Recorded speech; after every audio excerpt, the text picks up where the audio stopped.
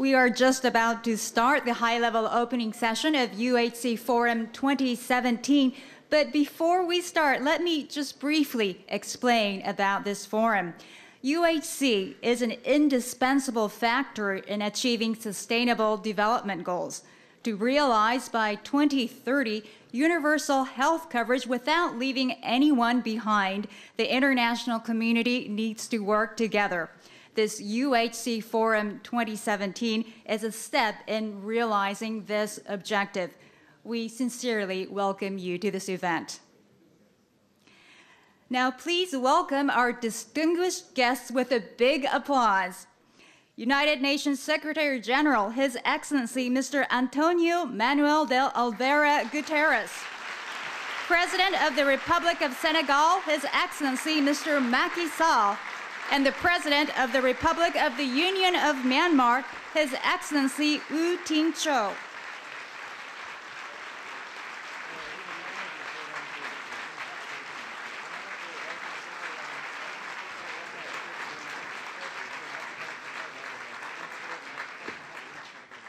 Now let me introduce our distinguished guests. His Excellency Mr. Antonio Manuel de Oliveira Guterres became the 9th United Nations Secretary General in January. After serving as the Prime Minister of Portugal, he was the United Nations High Commissioner for Refugees until 2015. Secretary General Guterres strongly seeks the realization of peace. He is constantly appealing that achieving sustainable development, including education and health, is indispensable. President of the Republic of Senegal, His Excellency Mr. Macky Sall, has been promoting health insurance system in his country. The President has attended the high-level panel on UHC and Africa held during the Tokyo International Conference on African Development, or TCAD, last August, and meeting on achieving the SDGs through Health for All held during the UN General Assembly in September. Mr. Sall is one of the most active and major leaders in promoting UHC in Africa. His Excellency U Tin Cho, the President of the Republic of the Union of Myanmar, dedicated himself to democracy movement with State Councilor Do Aung San Suu Kyi for many years and was inaugurated as president in 2016. The Myanmar government has set a target to accomplish UHC in 2030 and is actively tackling issues such as prevention of diseases, empowerment, improvement of medical service, and expansion of free medical care.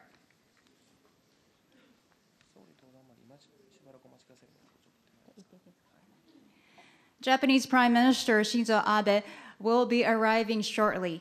If you could kindly wait for his arrival, we would appreciate your patience. Thank you.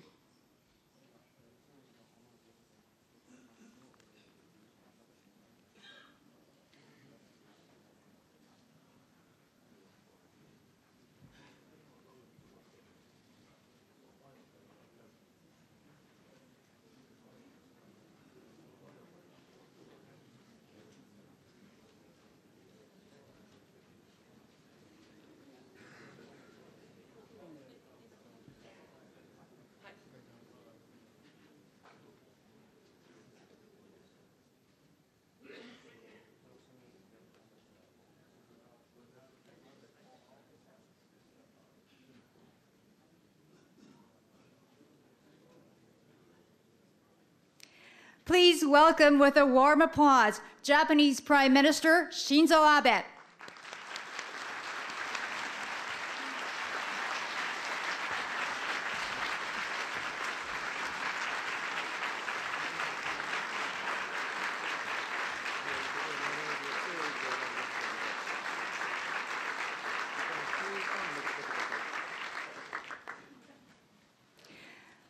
We will now commence the high-level opening session of UHC Forum 2017. We open the forum with Japanese Prime Minister Shinzo Abe's speech. Prime Minister, the floor is yours.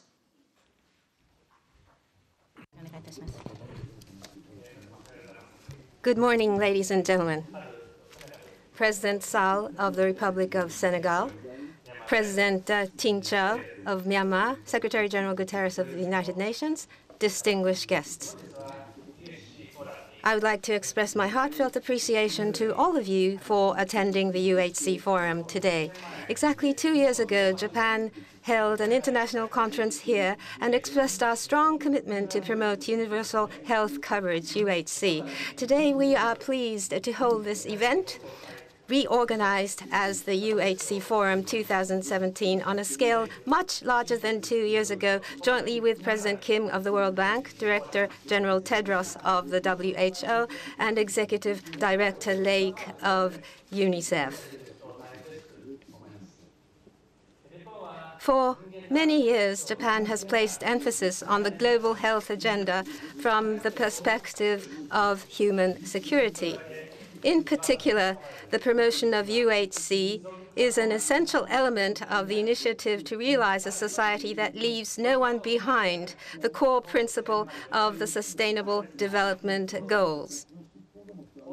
Based on this recognition, at the G7 Ise-shima Summit last year, Japan, as president of the summit, advocated a vision for the promotion of UHC with better preparedness for pandemics for the first time at the leaders' level. Since then, Japan, together with the international community, has been calling for efforts to realize UHC and has been making its own efforts, including through the announcement of UHC in Africa at the TCAD 6 and taking advantage of such occasions as the United Nations General Assembly meeting this year. Moreover, last year, Japan formulated the basic principles of the Asia Health and Well-being Initiative.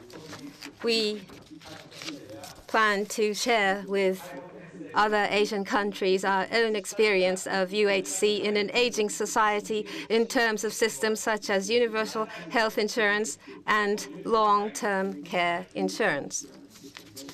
Meanwhile, there remain many challenges that we must overcome to achieve UHC. I will touch upon 5 aspects we need to address in order to accelerate the promotion of UHC in the future. The first aspect is the need to strengthen the global momentum toward UHC. It was decided in the United Nations resolutions adopted this month to hold a UN high-level meeting on UHC in 2019 and to designate December 12th as the International Universal Health Coverage Day. This is a huge step toward strengthening the momentum. Japan will also host the Nutrition for Growth Summit in Tokyo in 2020 to promote efforts in the field of nutrition, which constitutes a foundational element of health. Furthermore, as an outcome of this forum, I propose to set intermediate targets by 2023, which is the midpoint towards this SDG target here, in order to accelerate achievement of the UHC-related targets in the SDGs by 2030. Let us aim by 2023 to extend essential health coverage to a further 1 billion people and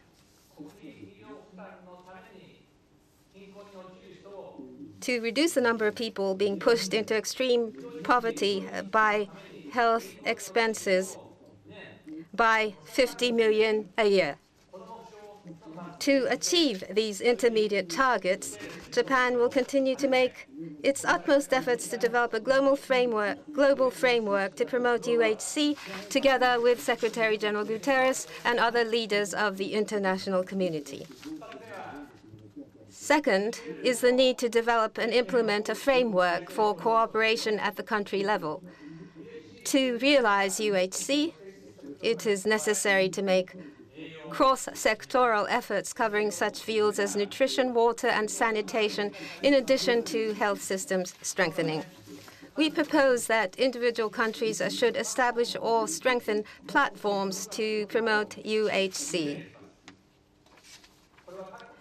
These platforms will support the development of plans and capacity building needed to achieve UHC in individual countries through organic cooperation among stakeholders, including international organizations, development partners, and private sector players under the ownership of the governments. In order to flesh out this proposal, Japan, together with partners including the World Bank, the WHO, and UNICEF, has launched the Tokyo Joint UHC Initiative, and we have already started activities in pilot countries. Going forward, we will share the knowledge gained from pioneering cases with more countries and organizations. The third aspect is the continuous monitoring of progress. The report jointly issued at this forum by the WHO and World Bank represents an epoch-making initiative in that it officially measured progress toward the achievement of UHC using uniform indicator endorsed by the United Nations for the first time. We will support future UHC forums to encourage the continuation and development of such monitoring. Fourth, securing sustainable financial resources for UHC is an urgent task.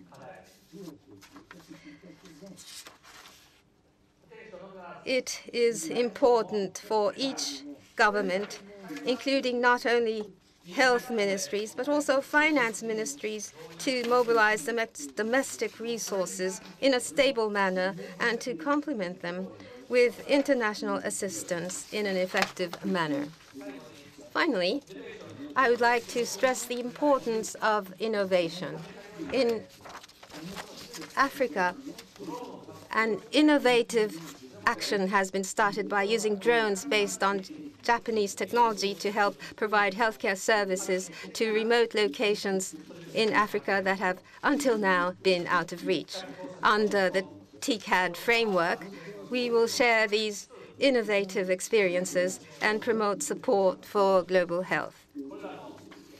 In order to promote swift progress in these areas comprehensively, Japan hereby pledges to provide UHC assistance worth a total of $2.9 billion.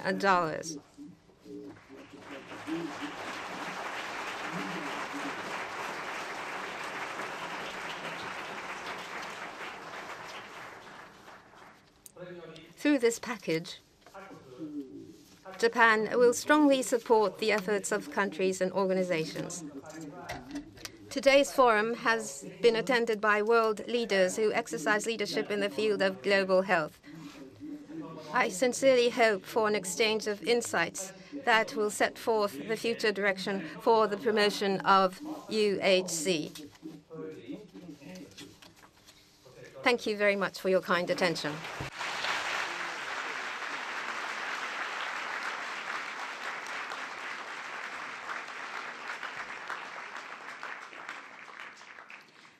Next, we hear from the United Nations Secretary General, His Excellency, Mr. Antonio Manuel de Oliveira Guterres.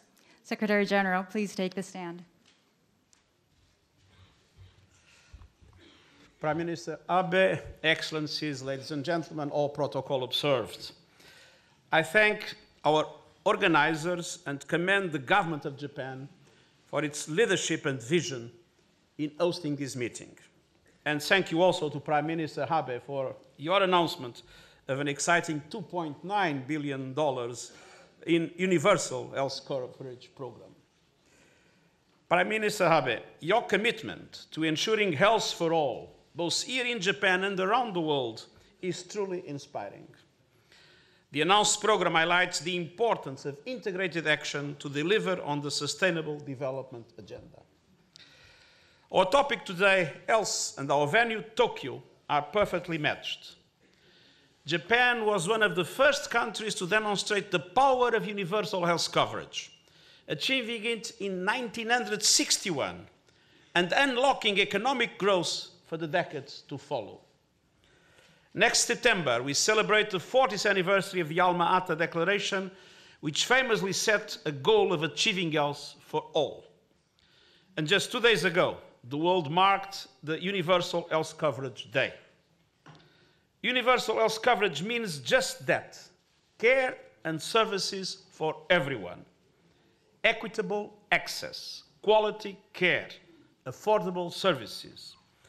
Our goal must be to protect and promote physical and mental well-being for all. Health is both an outcome and a driver of progress. It is at the center of our vision of a more sustainable, inclusive, and prosperous future. And it is central to the peace and security agenda.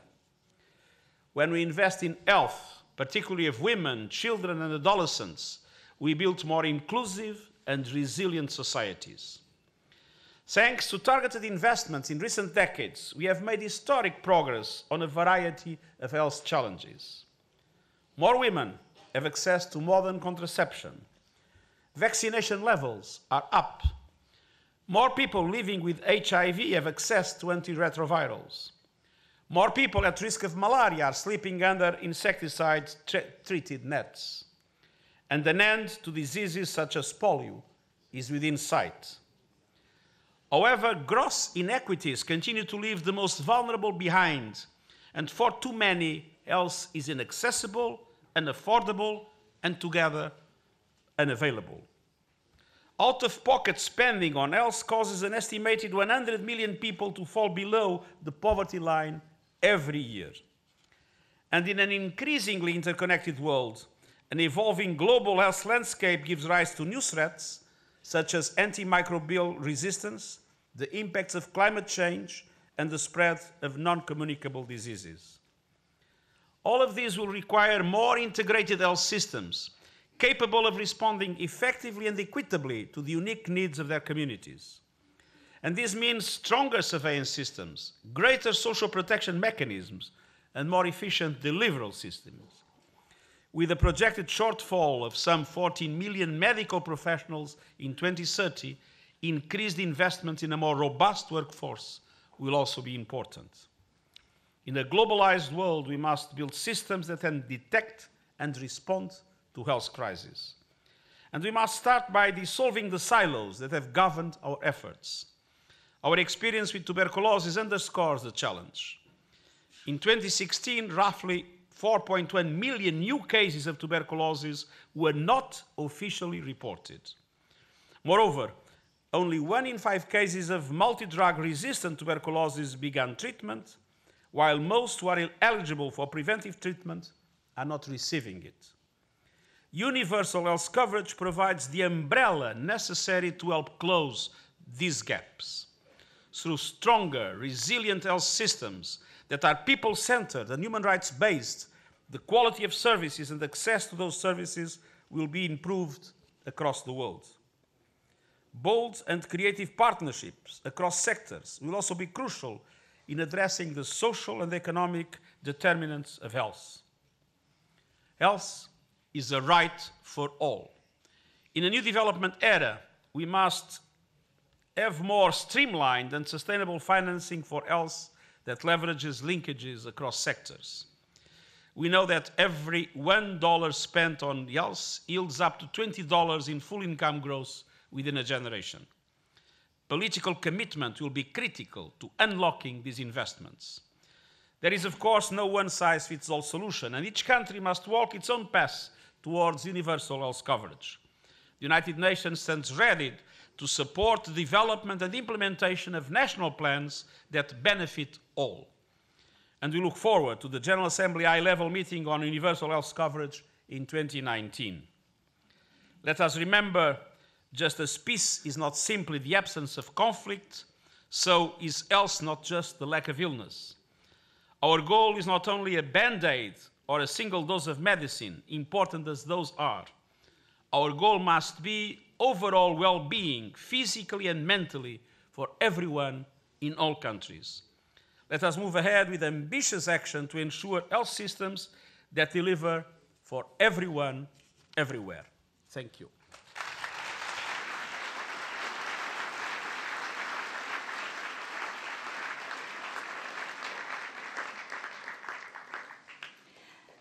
Now, President of the Republic of Senegal, His Excellency Mr. Macky Sall, will speak. President, the floor is yours.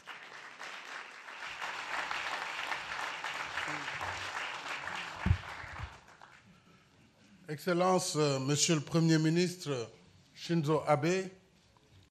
Excellency Prime Minister Shinzo Abe, Excellency President Tin Kiao, Excellency Secretary General of the United Nations, Mr. Guterres, Excellency President of the World Bank, Mr. Jim Kim, ladies and gentlemen, I must, first of all, thank you, Prime Minister Abe, for your invitation and your very warm welcome. Japan and the co-organizing institutions involved in this forum on universal health coverage definitely deserve our gratitude. Health is too often a secondary topic in international relations. Yet, health is as crucial as peace and security. Health is the precondition for human security. And Japan has understood this very clearly. Beyond national borders, health is such an important factor due to, in particular, the risk for very rapid spread of certain pandemics. Consequently, all issues related to health, including access to care, should remain central to all national policies and to international cooperation. It is felicitous indeed that thanks to Japan, the Ise-Shima G7 summit in 2016 discussed the issue of access to health services for all at all stages of human life. Today's forum is an excellent opportunity to ride further on the wave of that same impetus. And now I'd like to tell you a little bit about what Senegal has been doing in the field of UHC. We launched our UHC in 2014 within the context of Access 2 of our plan called Emergent Senegal, which covers human capital, social protection, and sustainable development. In 2013, our fact-finding showed that only 20% of the Senegalese population had access to healthcare coverage, and those people were mainly people working in the private sector, the formal private sector, and in the civil service. But the goal of UHC would come in to remedy that extremely large gap by making it easier for all Senegalese people to have access to health care. And to this effect, we established a national program based on 4 pillars. First of all, the expansion of the basic UHC through health mutual schemes. Second pillar, stepping up our policies for the provision of free healthcare beyond what was already in place. Third pillar, establishing a new initiative for free of charge healthcare for all children below 5 years in all state-owned infrastructures, clinics and hospitals.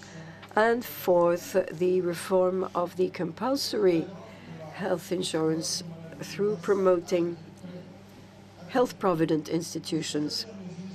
We established an agency to support initiatives that would promote mutual schemes and that would organize a national registry of such mutual schemes. Further, that agency was entrusted with the role of monitoring, tracking those schemes, their operations, their financial situation, their solvency. And it was also tasked with establishing a reliable information and management system to avoid the risk of fraud. Ever since we launched our UHC, Senegal has mobilized $93 million, and we have been supported by Japan to the tune of 10 billion yen. Once again, thank you, Prime Minister. And these efforts, together with the help of Japan, have made it possible for us to increase the number of health mutuals to a total of 675, covering the whole territory of Senegal. And these have enrolled 2.5 million beneficiaries, including virtually 1.5 million members of households that were already recipients of the National Program for Family Security Allowances. And it also included 17,000 holders of the Equal Opportunities Card, which is granted to people with disabilities.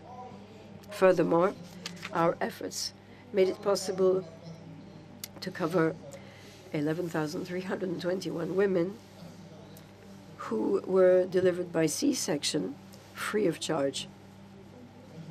So when you have a difficult delivery, care is offered free of charge.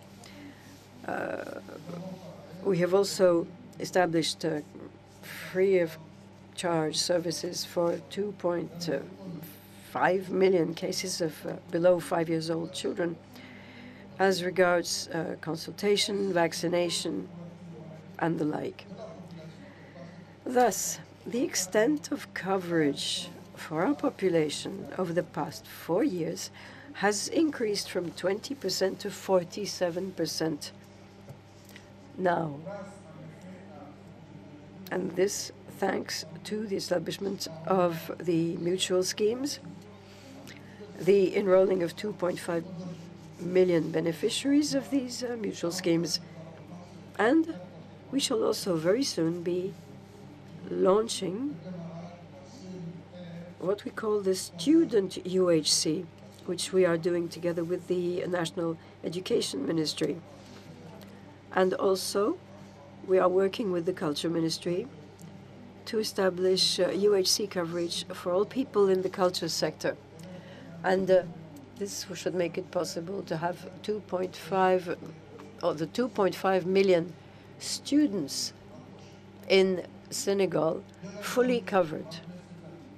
In spite of all these very positive results, we certainly have plenty more to learn from the best practices developed elsewhere.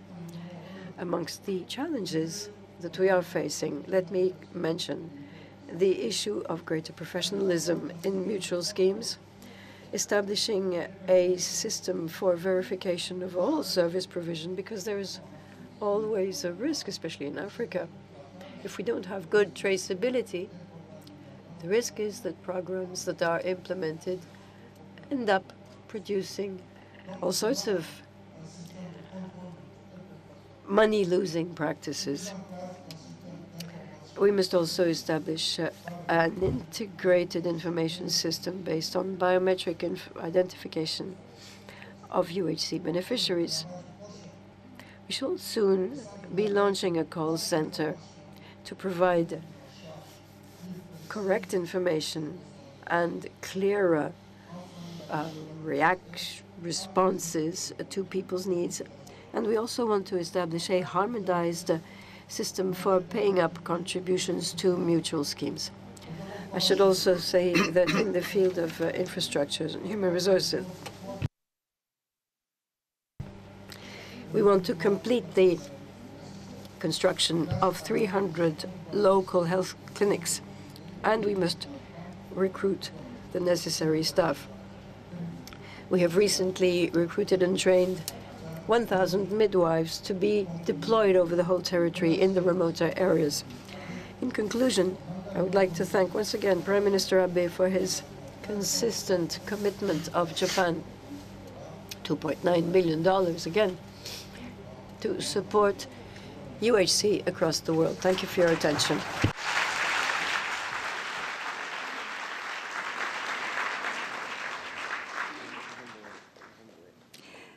Now a word from the President of the Republic of the Union of Myanmar, His Excellency Wu Ting-cho. President, please take the stand.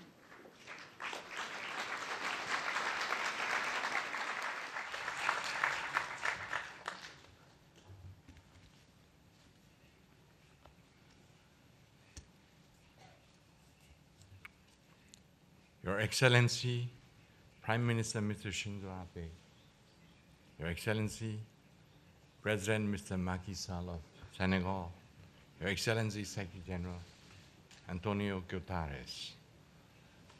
I'm delighted to be here with you all today.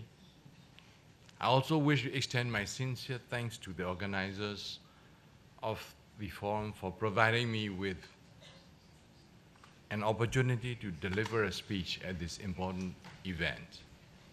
It is my firm belief that health is a fundamental requirement of all human beings, and nothing can be meaningful for a person without it.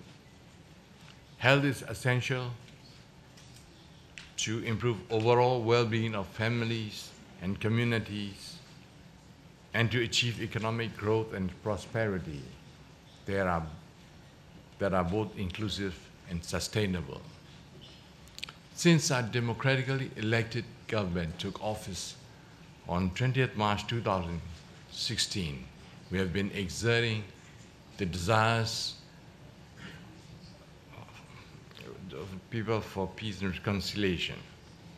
Peace and security are essential elements to carry out healthcare activities efficiently under the overall framework of UHC.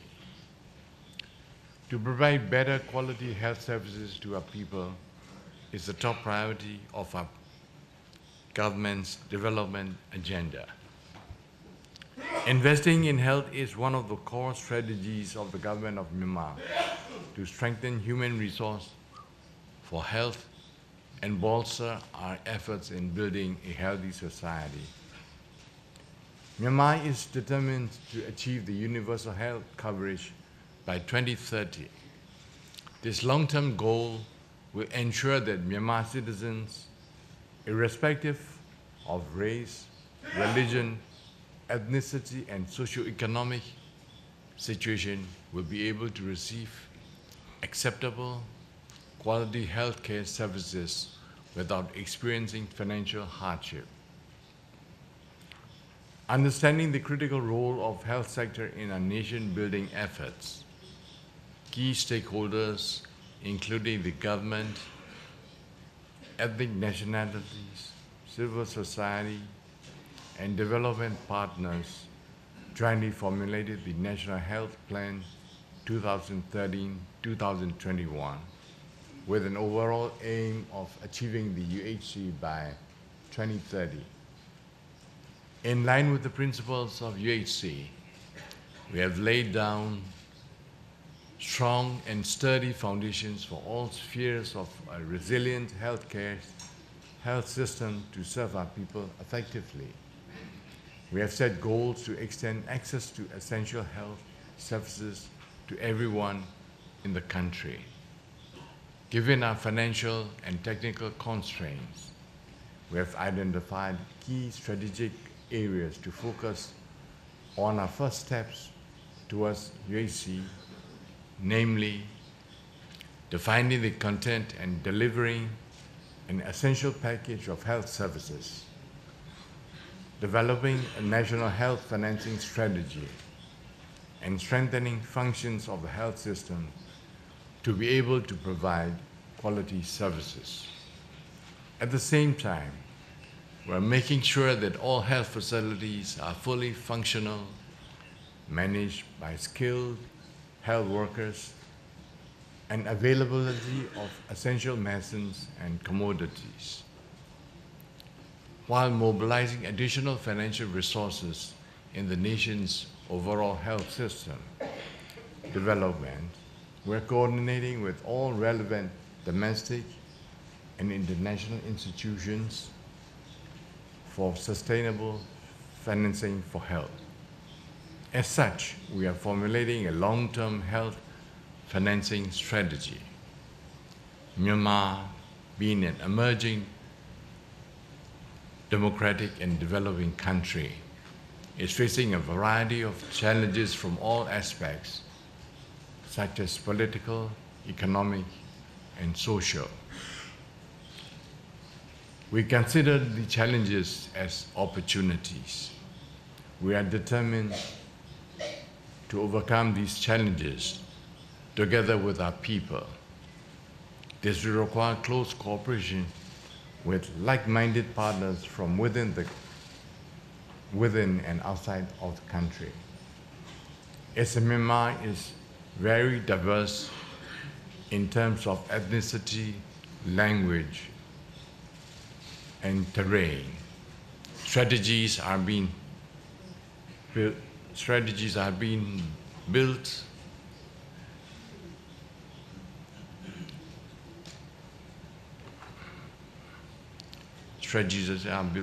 formulated and adjusted to suit the local context and needs. This is being done in line with the overarching goal of UHC in mind.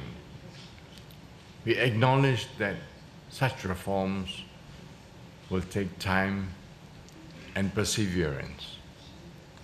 Everyone has a role to play in overcoming the challenges and achieving UHC in Myanmar. And therefore, people will need to be educated with knowledge of primary health care and also empowered to lead a healthy lifestyle.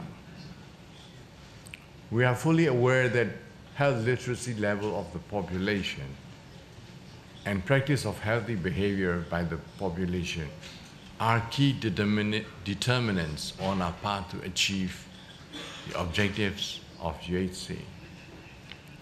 We continue to promote and improve the health literacy level of communities in a nationwide scale. We are aware that, one, UHC is an ongoing and lengthy process. Two, the strategies of UHC always need to be reviewed, aligned, and improved. Three, and there is always a need to consider long-term perspectives. Taking into consideration all the above scenarios mentioned earlier, we are practicing phase-wise and stepwise approach in implementing UHC activities. We are convinced that we'll be able to achieve our goal of UHC by carefully implementing our national health plans. We are no longer at the beginning of our journey towards the UHC, but still have a long way to go. We look forward to collaborating further with like-minded organizations and countries for the mutual benefit of all involved entities. It is crucial to actively participate in experience sharing and learning platforms such as this forum.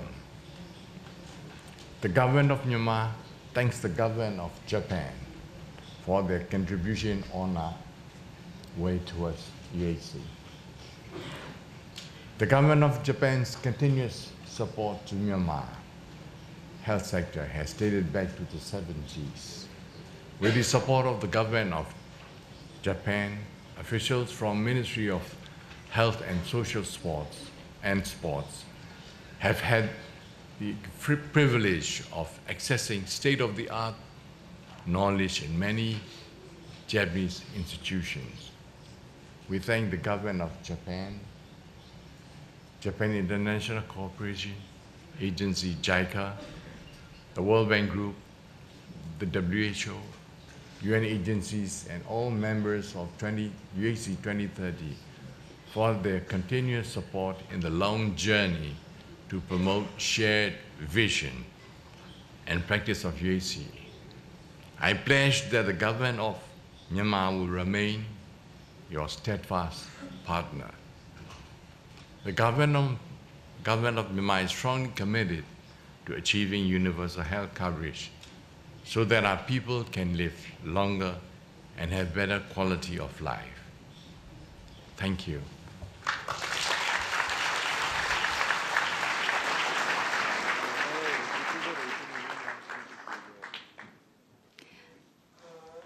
Thank you very much. We will now move on to the first photo session. His Excellency's Prime Minister Abe, President Sall, and President Tincho, please step to the front of the stage for the cameras. Cameras are at the center back of the hall, so we would ask you to please look at that direction for the photos. Thank you.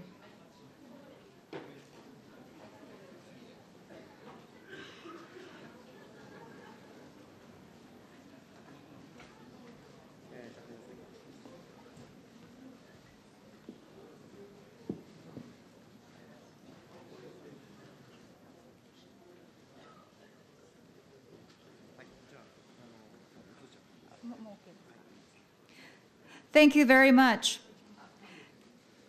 President Sall and President Tincho will leave the stage now. Please give a big round of applause to His Excellencies. Thank you.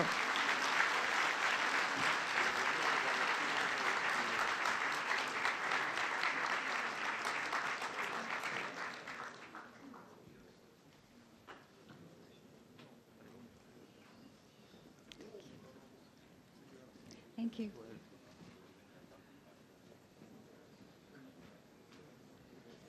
Next, we move on to the second photo session. Secretary General Guterres, co-sponsors, heads of the UN organizations, Japanese speakers, please move on to the stage.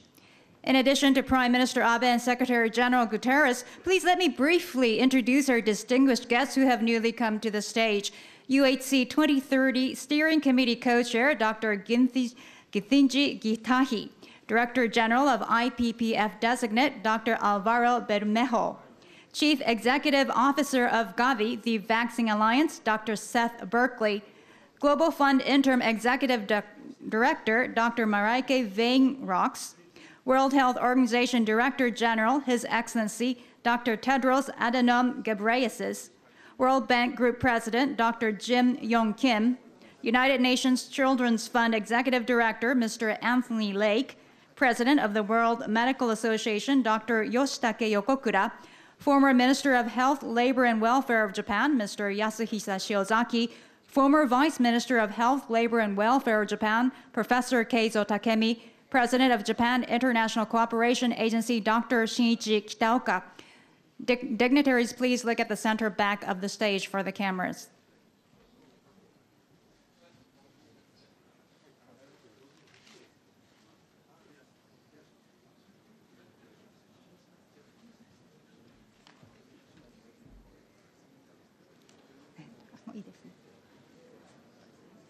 Prime Minister Abe and Secretary General Guterres will now leave the stage. Ladies and gentlemen, please give the dignitaries a big applause.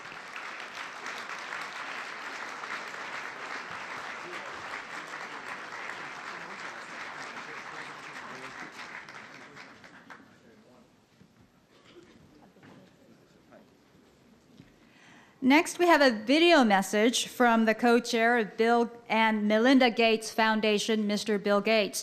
Mr. and Mrs. Gates resolved to use the wealth generated by Microsoft to help end inequities between rich and poor, especially in health. Today, the Gates Foundation is the largest private foundation in the world. Over the last 17 years, it has donated over $42 billion towards ensuring that every child has a chance to lead a healthy and productive life. Mr. Gates couldn't be with us today, but he has sent a message to all of you, which I am happy to share now. Hello, and thank you to the sponsors of the UHC Forum, especially to Prime Minister Abe for his leadership on UHC, including global health.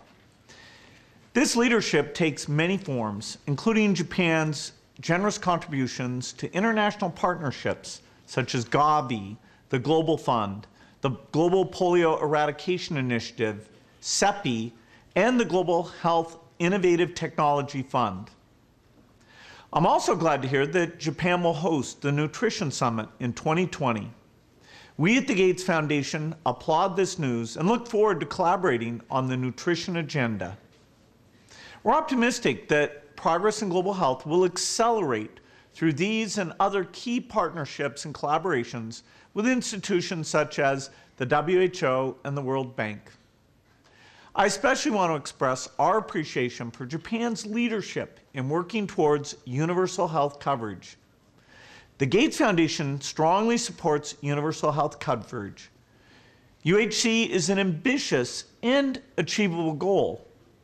The bedrock of UHC is starting with a strong primary healthcare system that's affordable and accessible to all. Thank you for participating in the UHC Forum, and I wish you all a productive time in Tokyo.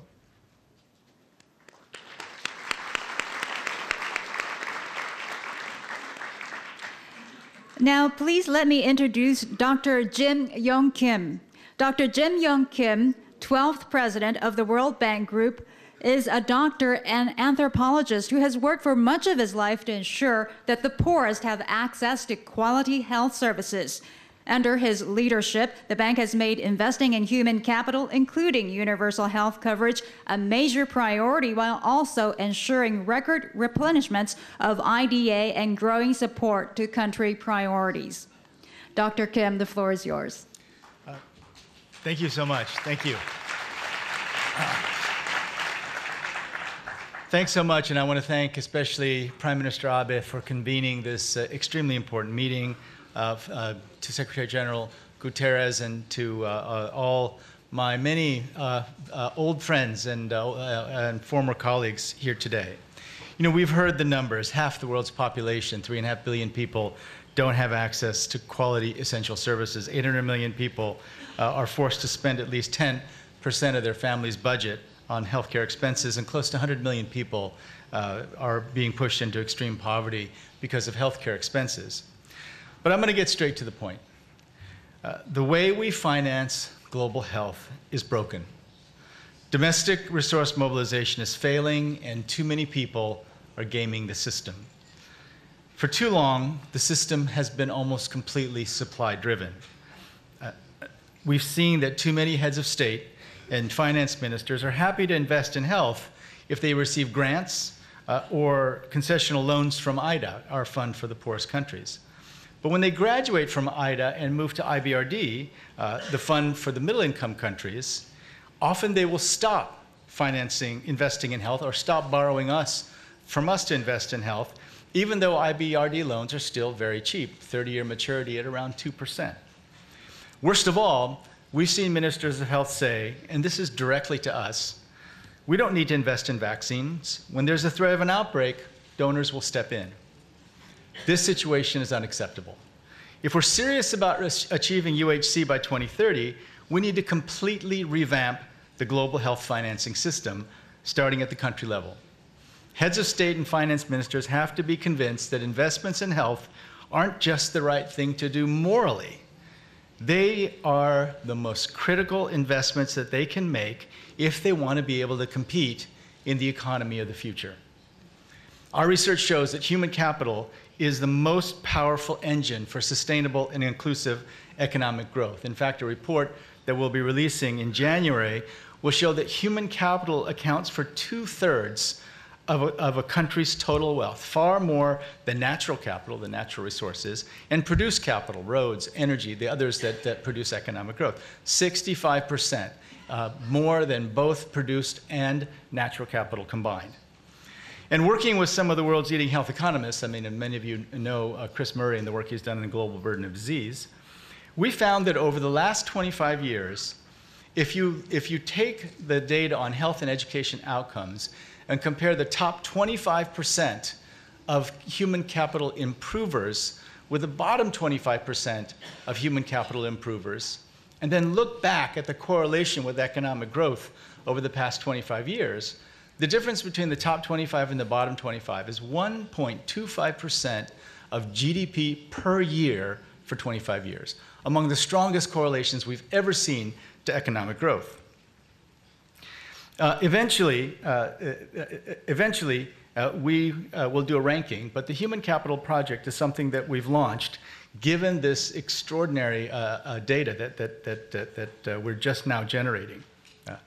We're going to look at both the stock of human capital, meaning, what is the quality of human capital in the working age population, and the flow of human capital, how much countries are investing in their young people to improve the quality of the human capital of the future.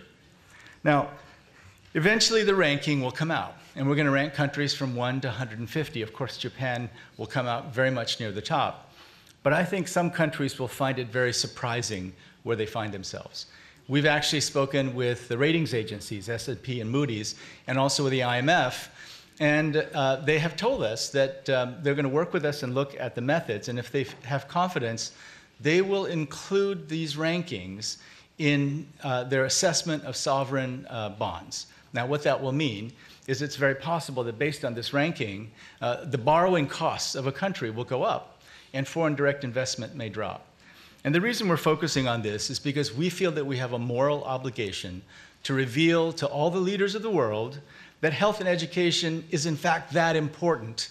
And it's so important that it could affect your bond spreads and foreign direct investment. And in my experience over the last, thank you.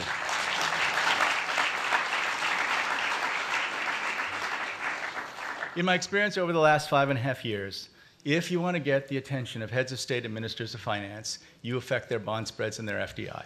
Now, please understand that I'm not doing this as a way to punish anybody. This is the reality. And what we're seeing all over the world is that as early as 2022, but as late as 2025, every single person on Earth is going to have access to broadband and smartphones. So everyone is going to know how everyone else lives, and aspirations are going to be going up everywhere. At the same time, technology is getting rid of so many low-skilled jobs. So what are people going to do? They're going to have to compete in the economy of the future, in the digital economy, and the most important resource for competing in the digital economy is human capital. Now, when I speak with heads of state and ministers of finance, I get the same question: where are we going to get this money? Well, here are just a few suggestions. I came back from the Paris Climate Summit, and we know that fossil fuel subsidies are both regressive and put more carbon in the air. If there's pressure from people because of the ranking and because of bond spreads, et cetera, leaders will find it much easier to remove fossil fuel subsidies. There are billions can be saved with eliminating inefficient agricultural subsidies, $500 billion a year in agricultural subsidies, and so much of it could be better spent. Countries can strengthen tobacco tax programs. Tobacco tax programs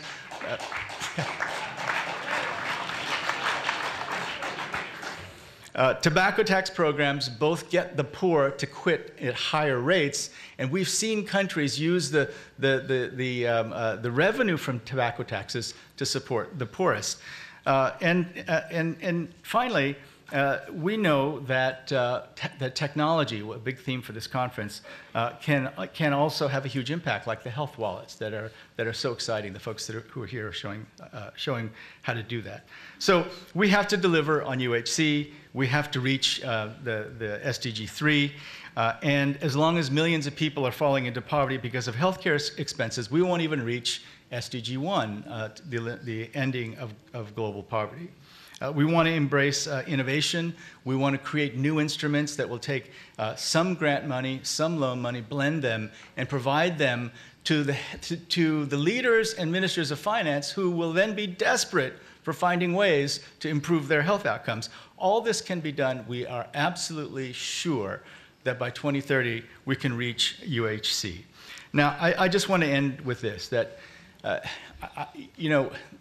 ranking is going to reveal, and it's not a surprise to many economists, Amartya Sen has been saying this for years.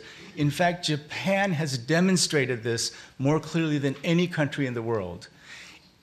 There used to be a very strong bias at the World Bank, which is invest in roads, invest in infrastructure, get rich first, invest in your people later. Japan showed that you invest in your people first at a time when organizations like the World Bank Group tell you that it's too early. We've said that for far too long. Now we're saying something different. What we're saying is, unless you invest in people, you will not be able to compete.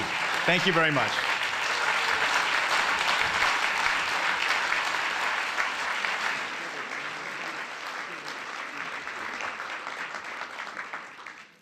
Next, we hear. Et maintenant, le directeur de l'OMS, M. Tedros Adhanom Ghebreyesus. Le docteur Tedros a été élu directeur général en mai 2017 et il a déjà cerné 3 grandes priorités, la CSU et le soutien. Prior to the election, Dr. Tedros served as Ethiopia's Minister of Foreign Affairs and Minister for Health. Director General, please take the stand. Thank you. Good morning. Honorable Ministers, Excellencies, distinguished guests, ladies and gentlemen. First of all, I would like to start by thanking His Excellency Prime Minister Shinzo Abe for his commitment and for his leadership, very consistent one, and also for announcing the $2.9 billion towards global health this morning. So thank you so much, Your Excellency. It's really an honor to be here today, and I will start with telling you a story. This story is actually about a friend of mine, and you may not believe it, but he's actually from high-income country who was diagnosed with cancer a few years ago. He had 2 options when he was diagnosed with cancer. He could have been treated, but it would have cost him most or all of the money he had saved for his family's future. Or he could forgo treatment, allow the disease to run its course, and die knowing his family would have a more comfortable life, even if he wasn't there to enjoy it with them. He chose the latter. He chose death because he could not afford the treatment that could have kept him alive. This is an outrage. No one should have to choose between death and financial hardship. But the shocking truth is that this is a reality for millions of people every year. Imagine if we were in the same position. All of us. Imagine what we would do. Hard choices. And new data from WHO and the World Bank show that at least half of the world's population still does not have access to essential services. But even when health services are available, using them can mean financial ruin. And as my brother Jim said, 100 million people are pushed into extreme poverty every year because of health spending. Let me put it into context for you. That's 3 people every second. We're here to say that we will not accept a world like that. But universal health coverage is not a dream for the future. It's reality now. Countries at all income levels are proving that UHC is achievable and affordable with domestic resources. But to achieve the SDG target of UHC by 2030, we need 1 billion more people to have coverage every 5 years. We need countries to commit both to financial protection and to expanding service coverage. It takes unwavering political commitment because it is a political choice. But the price is a healthier, safer, and fairer world for all people. All roads should lead to universal health coverage. Thank you so much. Arigato gozaimasu. Have a nice day. Thank you.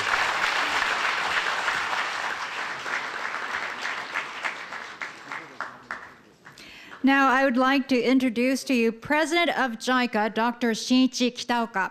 Japan International Cooperation Agency has been carrying out international cooperation to developing countries as an arm of the Japan's government's official development assistance. The agency has been supporting the achievements of UHC by increasing health medical services such as maternal child health care and combating infectious diseases and improving healthcare systems. President Kitaoka, the floor is yours.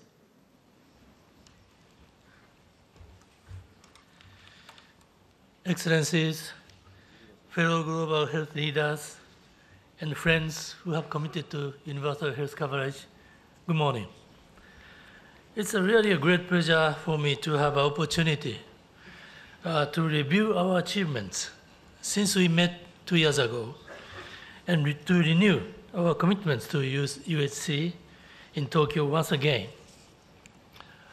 First of all, let me say again, health is the most fundamental right for every human being. No one should be left behind. Women, children, elders, persons with disabilities, sexual minorities, migrants and refugees should all be included. Today, there are still so many people in this world living in anxiety about their own health and the well-being of their families. UHC protects health and provides security by ensuring access to health care when it is needed. Sense of security is a source of society, a social vitality, and the hope for a better tomorrow. We are here to deliver this hope to the world again. Secondly, health promotes social stability and economic growth. The MDGs resulted in the rapid expansion of essential health services and a significant reduction of maternal and child mortality. However, the success also makes the resulting increased levels of inequality. Growing success also masks the resulting increased level of inequality. Growing health inequality is destabilizing the world. UHC reduces health inequality and impoverishment caused by medical spending, contributes to the redistribution of income, and harness trust between the state and the citizens. As evidenced by Japan's experience in achieving UHC in 1961, UHC is the foundation for social stability and sustained economic growth. UHC preceded to the spectacular economic boom experienced in Japan. It was not a result of economic growth, but rather its driving force. Predicated on Japan's rich experience, JICA is supporting President Sall's bold initiative to cover all Senegalese citizens, including the poorest, with adequate health insurance. In Myanmar, we are also working with the government to deliver inclusive healthcare in rural areas. Vietnam, Indonesia, South Africa, Egypt, Kenya, and many others are also learning from Japan and other countries to achieve UHC on their own. I'm proud that Japan is contributing to the global learning and practices of achieving UHC. Thus, health unites the world, and the world has to be united for health. The promotion of UHC requires substantial engagement by CSOs, academia, and the private sector. Globalization poses an emerging threat of infectious diseases that can spread beyond national borders. To protect people's well-being, we need to come together despite our differences in nationalities, ethnicities, and religions. At the TICAD 6 meeting, 53 countries with diverse backgrounds were united under the common vision of achieving UHC in Africa. The Maternal and Child Health Handbook, originated in Japan, has now been distributed to the mothers in about 40 countries and regions, including Indonesia, and Palestine. While its beneficiaries are still limited to 7% of all mothers in the world, we are currently working with the WHO to make the handbook a global standard. JICA will also sign an agreement for cooperation with the African Centers for Disease Control and Prevention tomorrow to achieve a more resilient African health system. The African CDC has been established by the African nations to unite against health emergencies. It is my wish that this forum will further strengthen the solidarity among stakeholders. Let's be united as we work to promote UHC. Last but not least, good health is not produced by medical services alone. Our task is to create a comprehensive health promoting society, including ensuring safe water, appropriate sanitation, nutrition, and education. In Japan, we say prevention is better than any cure. But to achieve this, all sectors must mobilize around health. Therefore, I sincerely welcome the presence of His Excellency Secretary General of the United Nations together with the heads of other agencies today. Creating a health-promoting society will guard us against a sharp rise in medical expenses caused by aging, which is inevitable for all countries. UHC spearheads comprehensive social development and quality economic development, thereby contributing to the achievement of the SDGs. JICA is working with over 140 countries in the areas of health, water, sanitation, and nutrition. Our strength lies in the knowledge we have gained from our own development experiences and in our belief of working side by side with the citizens of developing countries. We are committed to work continuously under the policies of the Japanese government, in particular with the fellow co-organizers of the forum and participating countries and organizations to achieve universal health coverage on a global scale. Thank you very much.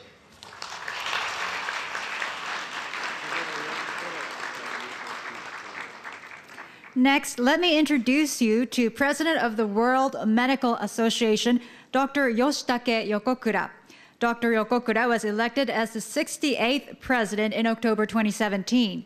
The purpose of the WMA is to serve humanity by endeavoring to achieve the highest international standards in the medical field and healthcare for all.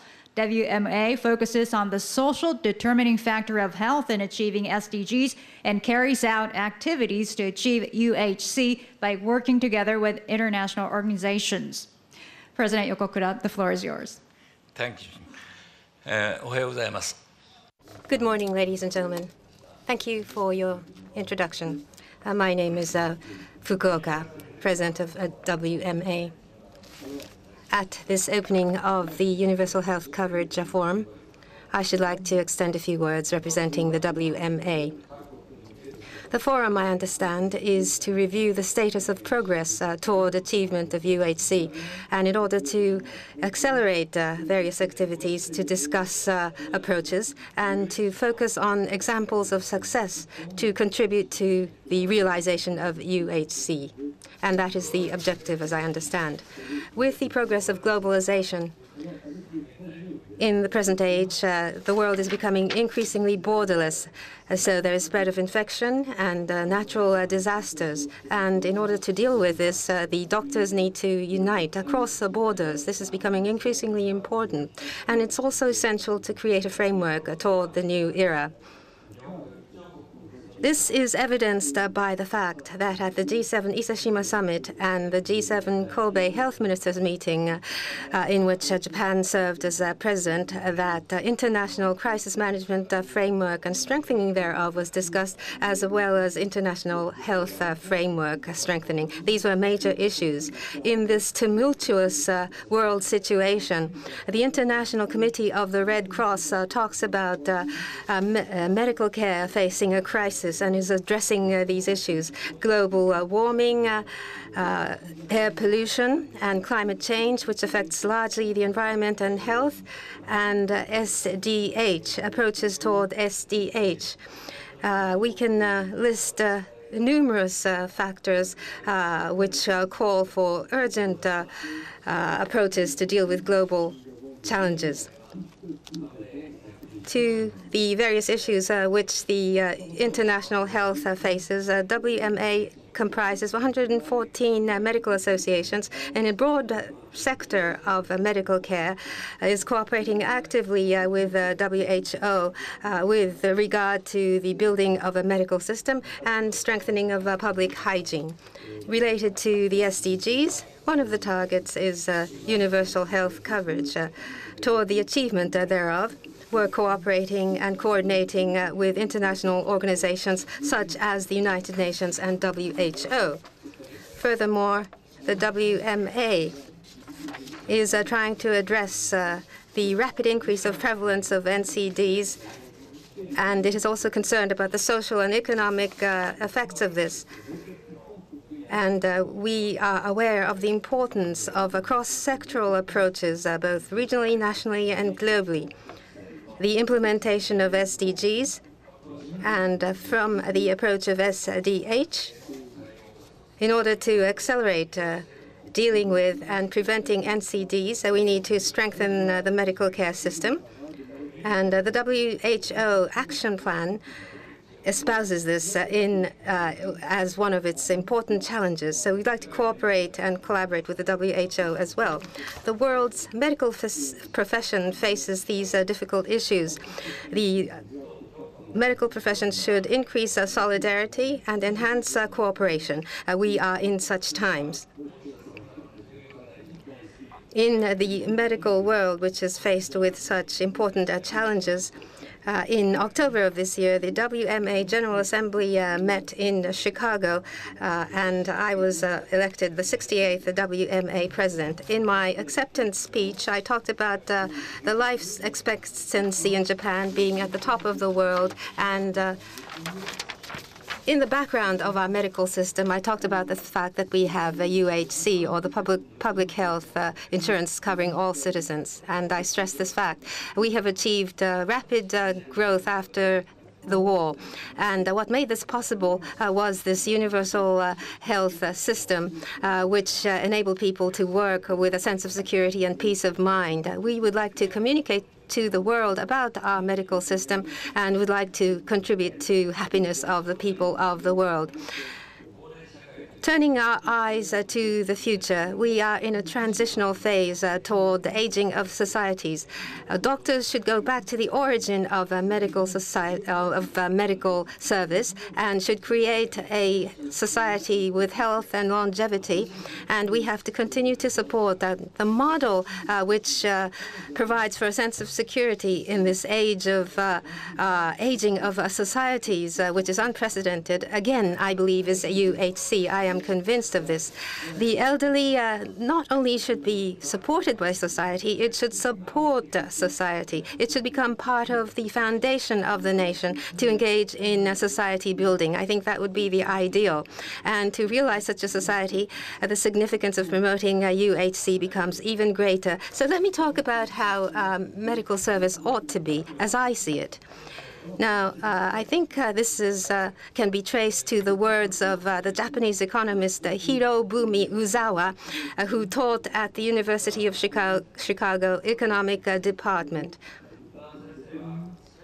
Professor Uzawa said that the social devices to enable people to lead affluent lives, all peoples to lead affluent lives and to create an attractive society, is the common social capital. He called it such. And as is the case with the natural environment, roads, water, and power, medical service is a common social capital. And in a presentation, Professor Uzawa said something to this effect. As a common social capital, when we talk about medical service, all of the people of society, regardless of age and gender, and regardless of the economic and social conditions, should be able to receive medical care, which is the best that the society can offer at the time. And this institutional, social, and fiscal conditions should be prepared. And after such medical services have been established as a common social capital, we have to introduce rules to maintain it. It may be tough for the doctors, but it would be a set of rules which would be worth the effort. Professor Uzawa further goes on to say that whether it's education or medical service, the professionals must work based on professional discipline, and they must entertain the wish that all peoples of the world should be happy. And with this mindset, the doctors should engage in their profession.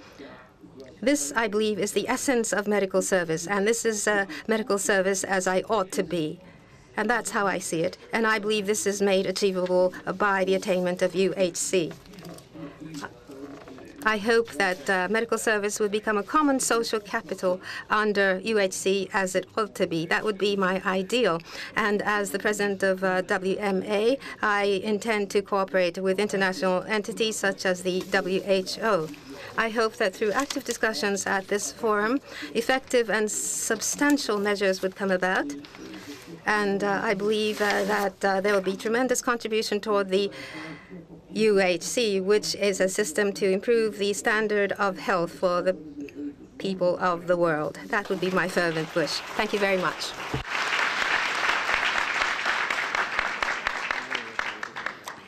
Now we have a closing speech from the forum's co-sponsor, UNICEF. Since Mr. Lake was appointed as executive director of UNICEF in 2010, he has been promoting equity agenda for children, demonstrating his strong leadership to make the organization focus on child, maternal, and adolescent health. With strong field presence in both emergency and development, Mr. Lake has been leading UNICEF to ensure every child, even the most marginalized one, has an equitable access to quality and affordable health care services. Mr. Lake, can we have the closing word for this session?